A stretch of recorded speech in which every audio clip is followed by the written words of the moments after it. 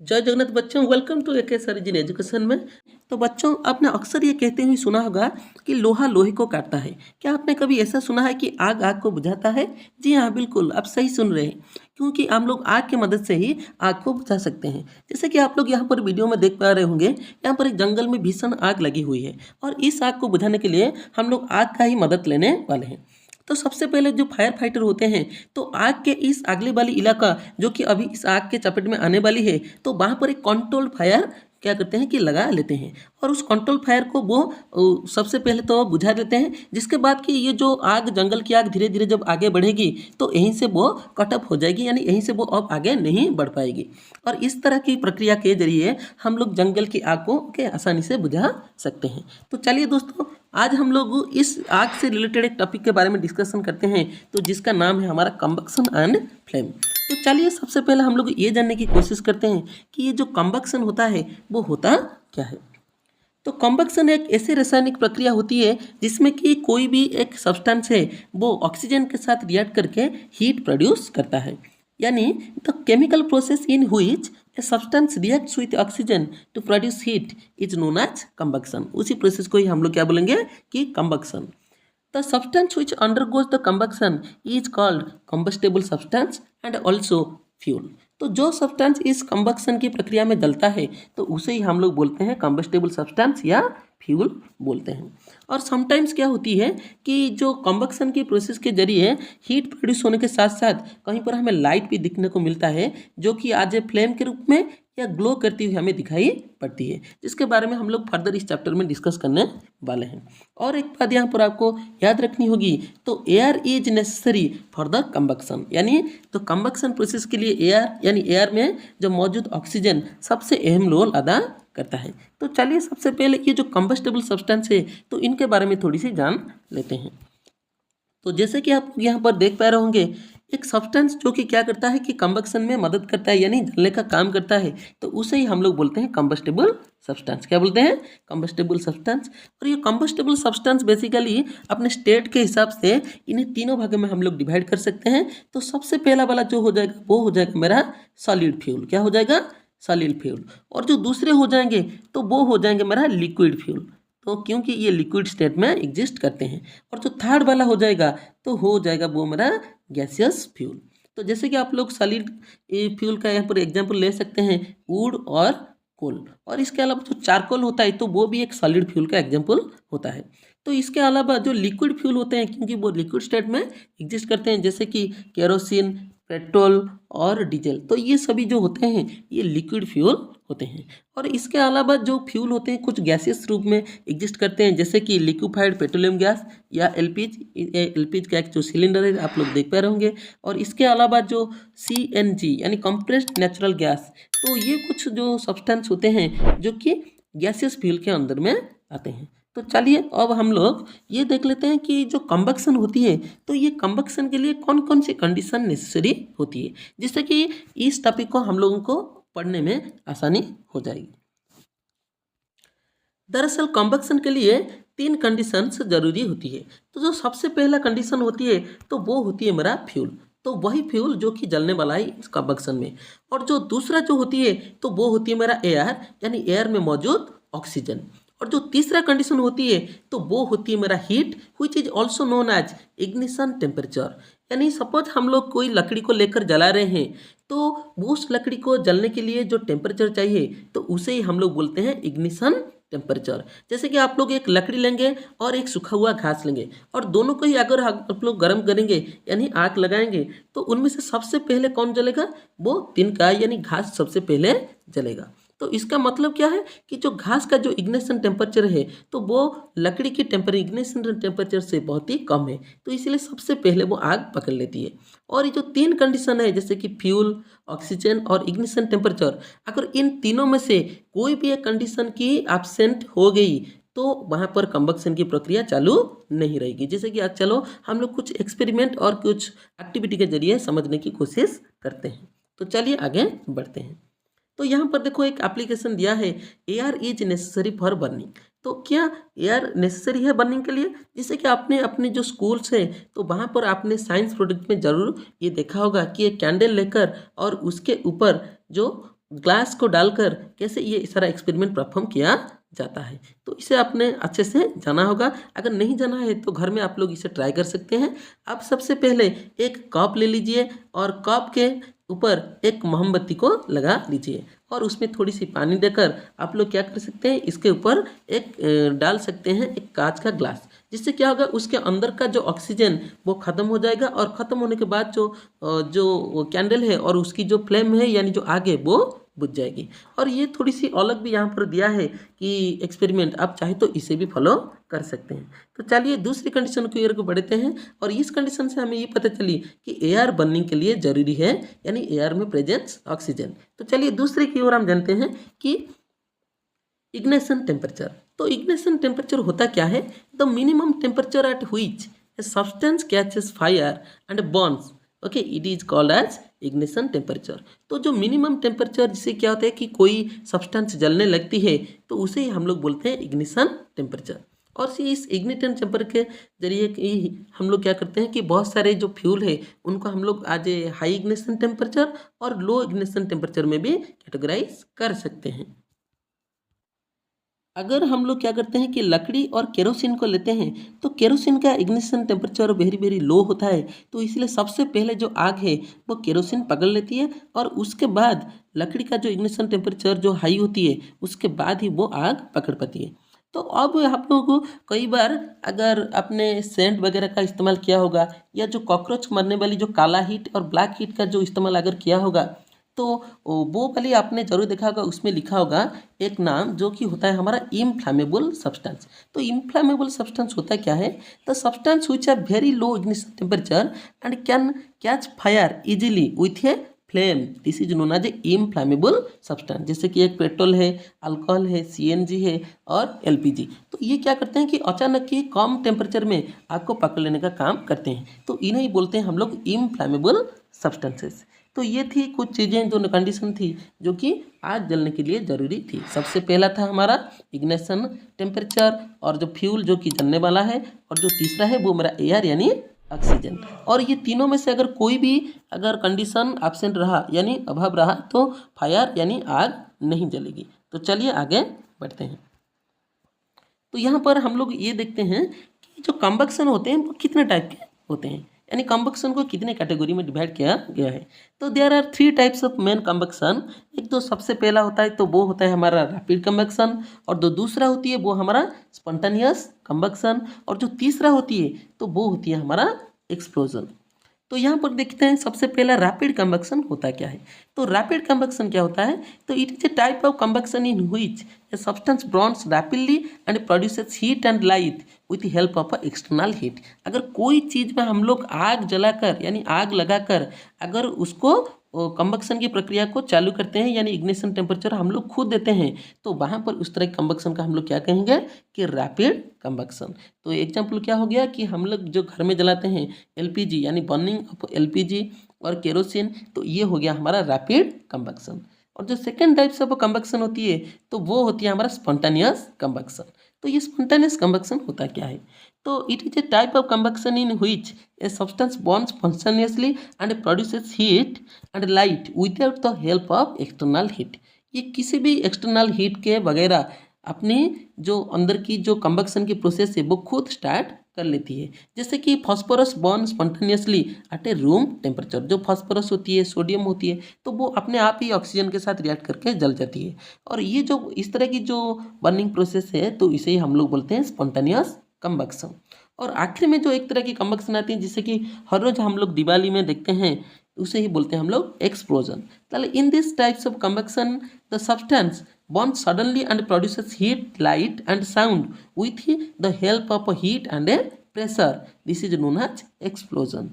Okay तो इस प्रक्रिया में हम लोग हीट का इस्तेमाल करते हैं या प्रेशर का, यानी उसे प्रेस करते क्या होती है कि उसमें हीट प्रोड्यूस होती है और लाइट और साउंड प्रोड्यूस होती है। तो एक्सप्लोजन ऑफ क्रैकर्स जो कि हम लोग दिवाली में क्रैकर्स फोड़ते हैं तो ये उनका एग्जांपल है, या कोई बम वगैरह गिर गया तो ये आ जाएगा हमारा एक्सप्लोजन के अंडर। तो चलिए इसकी थोड़ी इमेज हम लोग देख लेते हैं।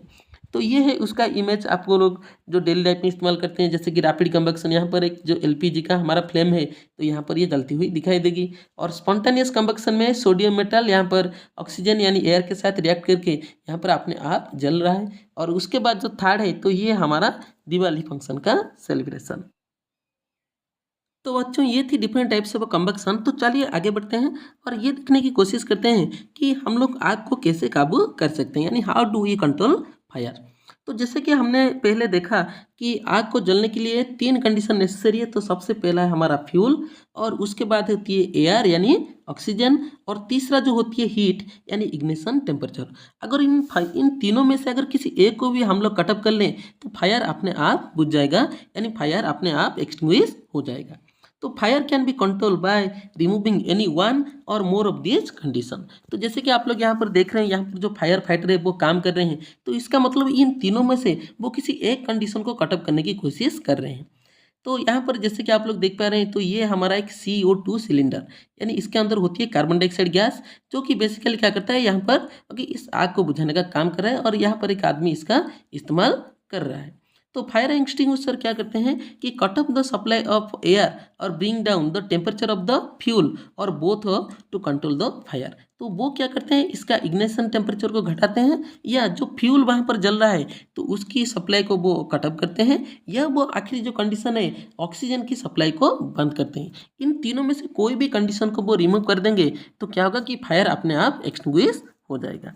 तो चलिए सबसे पहले हम लोग ये देखते हैं कि कौन कौन से मेथड्स होते हैं जो कि फायर को कंट्रोल करने के लिए इस्तेमाल होते हैं। तो सबसे पहला जो मेथड होती है, तो यहाँ पर जैसे कि आपने देखा कि ये जो फायर फाइटर होते हैं वो पानी का इस्तेमाल कर रहे हैं। तो सबसे पहला जो मेथड होती है वो होती है कि बाय यूजिंग वाटर। तो water is the most common fire extinguisher and it can be used only when the materials like would, paper etcetera जो कॉज करती है क्या, फायर के लिए।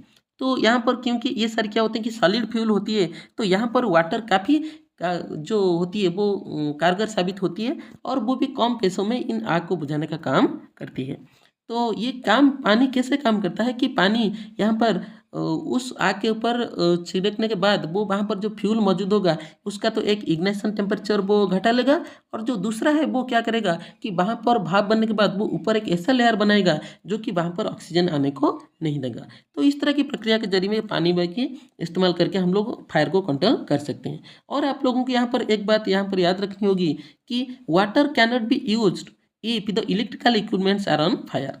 अगर कहीं पर इलेक्ट्रिकल इक्विपमेंट में आग लगे है तो वहाँ पर आप लोग पानी का इस्तेमाल बिल्कुल ही मत करना, क्योंकि उससे क्या होती है कि आपको जो इलेक्ट्रिक जो शॉक है वो लगने की खतरा बढ़ जाती है। और water can not be used to put out oil और पेट्रोल फायर। तो जो लिक्विड फ्यूल होते हैं जैसे कि पेट्रोल पंप वगैरह में, तो वहाँ पर भी जो फायर एक्सटिंग्विशर के रूप में कभी भी वाटर का यूज नहीं किया जाता। अगर आपने कभी गए होंगे कि कोई भी फ्यूलिंग स्टेशन में जहाँ पर ईंधन भरने के लिए आप लोग जाते हैं पेट्रोल या डीजल का, तो आपने देखा होगा वहाँ पर जो फायर लिखा हुआ रेड बाल्टी में सैंड को रखा जाता है, क्योंकि सैंड क्या होती है कि वो एक फायर एक्सटिंग्विशर की तरह वहाँ पर काम करती है। और अगर आपने ये नहीं देखा तो अगली बार आप लोग जाओगे जो फ्यूल टैंक में तो इसे ज़रूर देखना। और जो दूसरी है तो वो हो क्या मेरा, जैसे कि आप लोग यहाँ पर देख रहे होंगे कि ये जो आदमी है यहाँ पर इस्तेमाल कर रहा है कि कार्बन डाइऑक्साइड गैस का फायर को कंट्रोल करने के लिए। तो ये जो दूसरा मेथड होती है बाय यूजिंग कार्बन डाइऑक्साइड। तो carbon dioxide is the best fire extinguisher to put out the fire cause by inflammable material. तो इनफ्लेमेबल मटेरियल जैसे कि हमने जाना जो कि बहुत तेज़ी से आग पकड़ लेते हैं, तो वो होते हैं हमारा इनफ्लेमेबल मटेरियल। तो इनफ्लेमेबल मटेरियल के लिए या कोई भी इलेक्ट्रिकल इक्विपमेंट में जब आग लगती है तो दरअसल हम इस्तेमाल करते हैं कार्बन डाइऑक्साइड गैस का, क्योंकि कार्बन डाइऑक्साइड ये heavier than the air, okay, it covers the fire and cut off the supply of oxygen. तो कार्बन डाइऑक्साइड होती है तो वो क्या होती है कि एयर से हेवी होती है, और इस गैस को डालते ही वो क्या करती है ऊपर उस आग के ऊपर एक लेयर बना लेती है जिससे कि वहाँ तक ऑक्सीजन पहुँच नहीं पाता। तो इससे क्या होती है कि जो फ्यूल और जो एयर और जो हमारा जो इग्निशन टेम्पर, इन तीनों कंडीशन में जो सप्लाई ऑफ ऑक्सीजन होती है तो वो कट जाती है, तो जिससे कि क्या होती है कि वहाँ की जो आग है वो बुझ जाती है। तो इसके अलावा भी और क्या होती है, क्योंकि ये जो कार्बन डाइऑक्साइड होते हैं तो इन्हें बड़े बड़े सिलेंडर में हाई प्रेशर में भरा कर रखा जाता है। जैसे कि आप लोग यहाँ पर देख पाओगे ये एक तरह की सिलेंडर यहाँ पर हमारा रखा हुआ है जिसमें कि क्या है कार्बन डाइऑक्साइड गैस को भर कर रखा गया है। और इसके आगे और भी एक केमिकल्स जो कि यूज होता है एज ए फायर एक्सटिंग्विशर, तो वो होती है हमारा सोडियम बाइकार्बोनेट, जिसे हम लोग बेकिंग सोडा बोलते हैं, या potassium bicarbonate, okay, to produce carbon dioxide near the fire. तो ये एक तरह की बॉटल में भरकर आते हैं जिसमें कि एसिड और सोडियम बाइकार्बोनेट को रखा जाता है, और जब दोनों को प्रेस करके इन दोनों को मिलाया जाता है तो तब उसमें से क्या होती है कि भारी मात्रा में कार्बन डाइऑक्साइड गैस रिलीज होती है, और यही जो कार्बन डाइऑक्साइड गैस होती है तो वो यहाँ पर आग को बुझाने का काम करती है। तो बच्चों, तो आज हम लोग और आगे बढ़ते हैं और देखते हैं जो इस टॉपिक का जो और एक जो सेकंड पार्ट है, जैसे कि सबसे पहला हो गया मेरा कंबक्शन टॉपिक का नाम, और उसके बाद हो गया फ्लेम। तो कंबक्शन को हमने तो पूरी तरह खत्म कर लिया, तो चलो अब फ्लेम के बारे में थोड़ी सी जानकारी ले लेते हैं। तो इससे पहले आप लोग क्या करना है कि एक कैंडल को अपने पास में जला लेना, जिससे कि इस टॉपिक को यानी फ्लेम को आप लोग और अच्छे से समझ पाएंगे। तो जैसे कि आप लोग देख पा रहे होंगे कि यहाँ पर हमने एक कैंडल को जलाया है, जो कि एक वैक्स का कैंडल है, और केरोसिन का यहाँ पर एक चीज़ों को हमने जलाया है, और यहाँ पर कोल और चारकोल को भी हमने जलाया है। लेकिन यहाँ पर आप लोग देख पा रहे होंगे कि ये जो वैक्स है और जो केरोसिन है, ये जो लिक्विड फील है, तो यहाँ पर ही हमें फ्लेम दिखने को मिल रहा है। लेकिन ये जो कोल और चारकोल है तो वहाँ पर हमें फ्लेम दिखने को नहीं मिल रहा है, सिर्फ वो ग्लो कर रहे हैं। तो ये फ्लेम दरअसल होता क्या है? The zone of combustion of a combustible substance is known as flame. तो जो जोन होती है कंबक्शन का, तो उसे ही हम लोग क्या बोलते हैं कि फ्लेम बोलते हैं। तो substance which vaporise during burning produces flame. तो यहाँ पर जो वैक्स जल रहा है यानी जो कैंडल जल रहा है, तो जब वो वेपराइज होकर जलता है तो वहाँ पर वो प्रोड्यूस करता है फ्लेम। और जो केरोसिन होती है तो वो भी क्या होता है कि जब वेपराइज हो जाती है और जलने लगती है तो वो भी अपना फ्लेम प्रोड्यूस करता है। The substance which does not vaporize during the burning do not produce flame। तो यहाँ पर क्योंकि जो कोल और जो चारकोल है वो वेपराइज नहीं हो रहे हैं और वैसे ही भी जल रहे हैं, तो इसीलिए इनका कोई फ्लेम नहीं है। तो चलिए और इसके बारे में थोड़ी सी डिटेल में जान लेते हैं। और यहाँ पर भी आप लोग एक चीज़ को याद रखना कि जो सब्सटेंस जिनका फ्लेम नहीं होता है तो वो होता है हमारा कोल, चारकोल, तो ये होते हैं हमारा वो सब्सटेंस। तो चलिए आगे बढ़ते हैं और फ्लेम के बारे में थोड़ी सी डिटेल्स जान लेते हैं।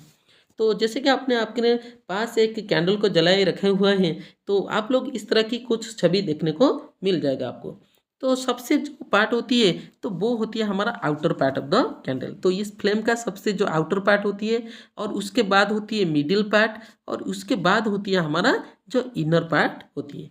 तो इनर पार्ट में, इन तीनों पार्ट में क्या होती है, तो जो आउटर जोन होती है वो बेसिकली हमें ब्लू की जो रे में दिखाई पड़ती है, और ये नॉन लुमिनस जोन होती है, और यहाँ पर जो फ्यूल होती है वो कंप्लीट प्रोड्यूस यानी कंप्लीट कंबक्शन हो जाती है। और ये जो आउटर जोन होती है वो सबसे हॉटेस्ट पार्ट होती है। क्या होती है? सबसे हॉटेस्ट पार्ट। और ये जो मिडिल जोन होती है तो यहाँ पर क्या होती है, फ्यूल वेपराइज होकर सही तरह से जल नहीं पाता, क्योंकि यहाँ पर ऑक्सीजन की थोड़ी सी शॉर्टेज होती है। क्योंकि जो आउटर मोस्ट लेयर है यहाँ पर ऑक्सीजन बराबर मिल जाती है, तो यहाँ पर फ्यूल की कंप्लीट कंबक्शन हो जाती है। लेकिन ये जो मिडिल लेयर होती है तो यहाँ पर तो जो फ्यूल है वो वेपराइज होकर तो आती है, लेकिन ऑक्सीजन के अभाव में यहाँ पर जल नहीं पाता, और इसे ही हम लोग क्या बोलते हैं कि इस पार्ट को मिडिल जोन बोलते हैं, जो कि बेसिकली येलो कलर का होता है, और इसे भी हम लोग बोलते हैं लुमिनस जोन। तो इसी हिस्से ही को ही हम लोग देख पाते हैं। और यहाँ पर जो हीट होती है वो बेसिकली मॉडरेट हीट होती है। और सबसे जो अंदर वाला जो जोन होती है तो वो होती है हमारा इनर जोन, तो जो कि इस जो विक के पास जब ब्लैक है तो वहाँ पर दिखाई पड़ेगा। तो यहाँ पर क्या होती है, जो वैक्स जब विक के जरिए ऊपर जाती है तो यहीं पर से वेपराइज होना शुरू हो जाती है। तो क्योंकि यहीं पर से जो फ्यूल है वो वेपराइज हो रहा है, तो यहाँ पर ना ही वो अच्छे से जल पाता है, तो इसीलिए इसे बोलते हैं, इस जोन का हम लोग इनर जोन बोलते हैं, जो कि बेसिकली हमें ब्लैक यानी काले रंग का दिखाई पड़ती है। और यहीं पर ही हम लोगों को देखने को मिल जाएंगी जो ऑन बर्न वैक्स पेपर है, तो वो यहीं पर ही हम लोग को देखने को मिल जाएगी। और ये जो इलाका होती है ये सबसे लीस्ट हॉट होती है, यानी सबसे कम इस जोन में हीट प्रोड्यूस होती है। तो ये होती है हमारा तीनों जोन जो कि फ्लेम में हमें देखने को मिल जाती है। बेसिकली कैंडल की फ्लेम में आप लोग इसे आसानी से बारीकी से देख पाएंगे। और एक बात यहाँ पर याद रखिए, जो सबसे जो आउटर मोस्ट पार्ट होती है तो वो ब्लू जोन होती है, यानी नॉन लुमिनस जोन, जहाँ पर सबसे ज़्यादा गर्मी यानी हॉटेस्ट पार्ट होती है। और सबसे जो इनर मोस्ट होती है जो कि ब्लैक जोन होती है मेरा, तो वो वहाँ पर हमारा लीस्ट हॉट होती है। और जो मिडिल जोन जो कि हमें विजिबल होता है, तो वहाँ पर पार्शियल कंबक्शन होता है, क्योंकि वहाँ पर प्रॉपर्ली ऑक्सीजन पहुँच नहीं पाता, तो इसलिए वहाँ पर मॉडरेट हीट हमें देखने को मिलेगा। तो इसे आप लोग जरूर ध्यान में रखना। तो चलिए आगे बढ़ लेते हैं और इस जो स्ट्रक्चर है इन जोन के बारे में और थोड़ी सी जान लेते हैं। तो जैसे कि हमने जाना यहाँ पर हमें 3 जोन्स देखने को मिलते हैं फ्लेम का। तो बेसिकली सबसे आउटर में होता है आउटर जोन, और मिडिल में होता है मिडिल जोन, और जो सबसे जो इनर होती है इनसाइड में होती है तो वो होती है हमारा इनर जोन। तो आउटर जोन होता है वहाँ पर कंप्लीट कंबक्शन होता है जैसे कि हमने पढ़ा, और वहाँ पर जो फ्लेम हमें दिखाई देगी तो वो दरअसल क्या होगी कि ब्लू कलर में दिखाई देगी, और ये सबसे हॉटेस्ट पार्ट है इस पूरे फ्लेम का। And it is the non luminous part of the flame. Non luminous यानी जो कि हमें इतने अच्छे से दिखाई नहीं पड़ती। और जो मिडिल जोन होती है तो वहाँ पर पार्शियल कंबक्शन होती है, क्योंकि जो फ्यूल होते हैं तो वो सही तरह से ऑक्सीजन नहीं पाते हैं। तो और इस जोन की जो कलर होती है तो वो बेसिकली होती है मेरा येलो कलर, और it is the moderately hot part of the flame, and it is the luminous part of the flame, यानी इसी पार्ट को ही हम लोग बारीकी से देख पाते हैं, यानी इस येलोइश कलर का हम लोग देख पाते हैं। तो इसके बाद जो अंदर का जो लेयर आती है यानी जो जोन आती है तो वो होती है हमारा इनर जोन। तो जो इनर जोन होती है तो वो ऑन बॉन्ड वेपर के रूप में वहाँ पर दिखाई पड़ता है। जो वेपर्स तो यहाँ पर बनते हैं, लेकिन जो वो वेपर है वो कभी भी जल नहीं पाता। और इस जोन का जो कलर होती है तो वो दरअसल होती है ब्लैक, और ये सबसे कम हॉट जोन होता है। तो चलिए आगे बढ़ते हैं और भी थोड़ी सी डिटेल से हम लोग देख लेते हैं। जब भी कोई फ्यूल जलता है तो उसमें से क्या प्रोड्यूस होती है कि एनर्जी प्रोड्यूस होती है in the form of heat and light. तो इसी को ही हम लोग बोलते हैं the caloric value of the fuel. तो सबसे पहले हम लोग ये जानने की कोशिश करेंगे तो कैलोरिक फ्यूल जो होती है क्या होती है, यानी जो caloric value of the fuel वो होता है क्या है। तो amount of heat energy produced on complete combustion of 1 kg of fuel is known as the caloric value of the fuel. यानी कोई भी चीज़ को, यानी कोई भी जो फ्यूल है अगर उसमें से हम लोग 1 kg का चाहे लकड़ी ले लें तो, या उसमें से 1 kg का पेट्रोल ले लें तो सरी वो तो लीटर में होती है, लेकिन हम लोग उसे एज ए वेट हम लोग ले सकते हैं। तो उससे क्या होगा कि जितने सारे एनर्जी प्रोड्यूस होगी तो उसी को ही हम लोग बोलेंगे caloric value of the fuel. और इसका यूनिट क्या होता है कि किलो जूल पर केजी। इसे जरूर ध्यान में रखना कि इसका यूनिट क्या होती है, किलो जूल पर केजी। तो जैसे कि आप लोग यहाँ पर देख पा रहे हैं कुछ चीज़ों का यहाँ पर लिस्ट दिया गया है, और उनके जो किलो जूल पर केजी यानी 1 kg में कितने सारे फ्यूल वो यहाँ पर निकलते हैं तो यहाँ पर इसको दिया गया है। तो जैसे काउ डंग का यानी गाय का गोबर में बनी हुई जो चीज़ होती है तो उसमें से निकलती है 6000 से 8000 ओके किलो जूल। और जो ऊड होती है उसमें से 17,000 से 20,000, और जो कोल होती है उसमें से 25,000 से लेकर ओके 33,000 तक ओके किलो जूल एनर्जी निकलती है पर केजी। और पेट्रोल होती है तो पेट्रोल से 45,000, और केरोसिन में वही सेम, और डीजल में भी वही सेम। ओके तीनों में लगभग आसपास की जो एनर्जी है वो निकलती है। और उसके बाद जो मीथेन है, मीथेन गैस दरअसल हम लोग इस्तेमाल करते हैं, हमारा जो एलपीजी सिलेंडर वगैरह हो गया तो उसमें भी मीथेन की मात्रा में थोड़ी सी आती है। और सीएनजी और जो एलपीजी तो ये तीनों में भी 50,000 से ज़्यादा एनर्जी हम लोगों को ओके मिल जाएगी जो कि किलो जूल में आती है। और जो बायोगैस है जैसे कि गोबर गैस वगैरह हो गया तो इनमें से 35,000 से 40,000 किलो जूल का पर केजी का ओके जो एनर्जी है हमें मिल जाती है। और इसके बाद जो हाइड्रोजन है इससे सबसे ज़्यादा फ्यूल यानी 1,50,000 का ओके किलो जूल एनर्जी पर केजी हमें देखने को मिल जाएगी। तो इसका मतलब क्या है कि hydrogen has the highest calorie की value among the all fuel. तो जितने भी सारे फ्यूल है तो जो हाइड्रोजन होती है ये सबसे ज़्यादा कैलोरी की वैल्यू रखता है। और इसको भी एक क्लीन फ्यूल माना जाता है क्योंकि इसमें से कोई भी हार्मफुल गैसेस या कोई भी हार्मफुल चीज़ें प्रोड्यूस नहीं होती। तो चलिए अब हम लोग ये जो कंबक्शनल फ्लेम से रिलेटेड जितने भी सारे हार्मफुल इफेक्ट्स है तो इसको थोड़ी सी हम लोग जान लेते हैं, और एनवायरनमेंट के लिए कितना हार्मफुल होता है तो उसके बारे में हम लोग थोड़ी सी जानकारी ले लेते हैं। तो जैसे कि आपने जाना कि the fuels like wood coal petroleum release unburnt carbon particle which causes respiratory disease like asthma. तो जो पेड़ होती है उसकी लकड़ी को जब हम लोग जलाते हैं या जो कोल और पेट्रोलियम का हम लोग जो जलाते हैं तो उसमें से क्या होती है ऑन बॉन्ड कार्बन पार्टिकल, यानी कार्बन पार्टिकल जब पूरी तरह से जल नहीं पाता है तो उसमें से बहुत ही हार्मफुल चीज़ें निकलती है जो कि हमारा अस्थमा जैसी लोगों की यानी जो डिजीज की क्या होती है कि कारण बनता है।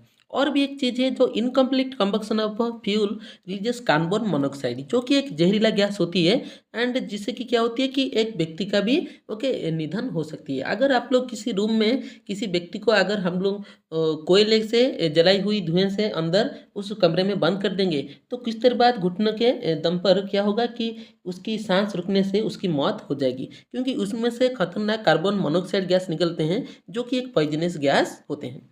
इसके अलावा burning of most of the fuel releases carbon dioxide gas.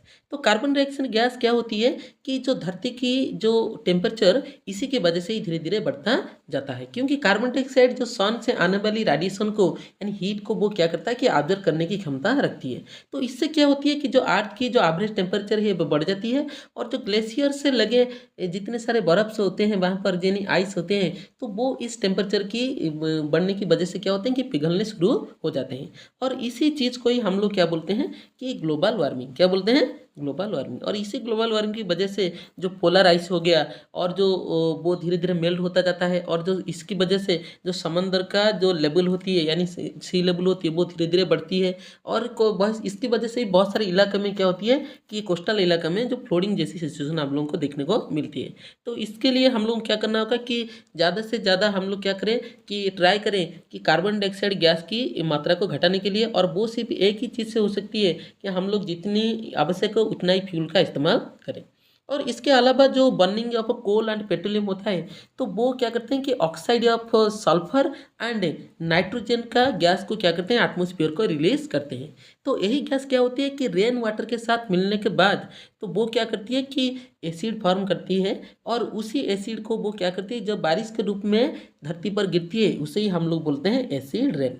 तो एसिड रेन की वजह से क्या हो रहा है कि जो हमारा जो ताजमहल है तो उसका white marble yellowish colour okay पड़ रहा है। इसका मतलब जो उसकी जो ऊपर वाला लेयर है वो धीरे धीरे नष्ट हो रहा है, और जो एसिड रेन की वजह से तो क्या होती है कि बहुत सारे जो पेड़ होते हैं तो वो भी डैमेज हो जाते हैं, घर के छत वगैरह तो वो भी डैमेज हो जाते हैं। जो 100 साल चलने वाला था वो 70 साल में ही नीचे गिर जाते हैं। और भी बहुत सारी चीज़ें होती हैं जब इस एसिड रेन पानी में मिलकर जब तालाब में जाकर मिलती है तो वहाँ पर जो एसिड की मात्रा बढ़ने के कारण उस पानी में तो एक्वाटिक हैबिटेट को बहुत ही लॉस होती है। तो ये होती है बहुत सारे हार्मफुल जो इफेक्ट जो कि हमारे एनवायरनमेंट के ऊपर पड़ता है, और हम लोग सब आम नागरिक तो इसके लिए ज़रूर सचेतन होना चाहिए। तो आज के लिए इतना ही बच्चों, यहीं पर समाप्त होता है आपका ये चैप्टर कंबक्शन एंड फ्लेम। तो चैनल से जुड़े रहने के लिए आपको पता है आपको क्या करना है, और अगर किसी को ये वाली पीडीएफ चाहिए तो वो हमारा Telegram channel AKS origin education में ज्वाइन कर सकता है। और तब तक के लिए अपना ख्याल रखिए और चैनल के साथ जुड़े रहिए। जय जगन्नाथ।